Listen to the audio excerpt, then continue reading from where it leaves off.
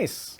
Yeah, I mean, and you can tell from the video, like, he's got a sense of humor. Yes. He's got a sense of humor about himself. And yeah, every time, that was the Britney Spears song. We had to look Every it up. time. His cover of it is really good. Oh, yeah? I love that song. It's one of my favorite I mean, Britney to me, songs. everyone has a Britney song that they like. As much as they, even a metalhead will have like, okay, no, I gotta tell you, like to me, Britney Spears and Spice Girls all have a track that it doesn't matter what genre you like. There's a song there that you like. I love the Spice Girls. There you go. I mean, I love the Spice Girls. Okay, I mean, when they came out, was I a little bit of a dick about it? Yes. Right? I was. Right? I was. But no, but I remember I was living in London. I was doing retail, just like selling pine furniture out of a warehouse in Wembley. Oh, boy. And for a short period of time, my boss got involved in like internet sales and everything, and like so he would be selling like these like really cheap ornaments. And so for a while, part of my job was working with the liquid foam. Working with the liquid foam so you can mold it around the item. okay. So it comes out, it's all liquid in a sheet, and as soon as it comes out, it starts to foam up. So you need to wrap it around. Okay. You need to wrap it around the item and then just like mold it around the item, and so that's how the item is like kept safe in that styrofoam that's shaped like the object. But it's like when it comes out, the liquid is really hot, so you got to wear these like thick gloves. And I just remember being on the line, like doing all this with a couple other guys with Wannabe playing, and like me and like these two other like guys in their 40s, just like like tell you what I want, whatever. I wanna.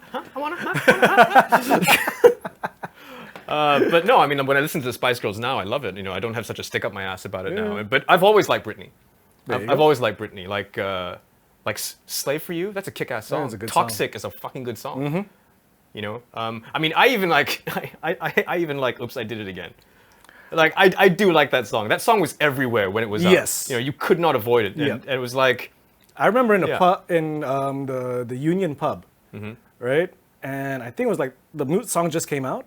It was the only time I've seen, because it was an afternoon. There's some people playing pool, some people having a drink, some people reading, and the video came on. For the entire duration of the video, complete silence. yeah, everyone's just watching it. Everyone was just like, Yeah. and then the song finished, and then sound came back on. Yeah, and then everyone just gets on with their life. I was like, crazy. That's not a oh, good I've song. never seen that happen. I love how we just finished Lewis listening Capaldi. to Lewis Capaldi, and we're talking about Britney Spears. No, but I this is a really kick-ass song, and like when we were talking about it earlier, I love the idea behind it. This whole thing, like I'd rather you fucking regret everything and hate my guts than forget me. Yeah. And that's a different it's a different approach to this kind of song. Most of the time, it's more kind of like longing and everything. Like look back on this fondly and everything, and it's a sentiment that isn't usually like expressed that much. Yeah.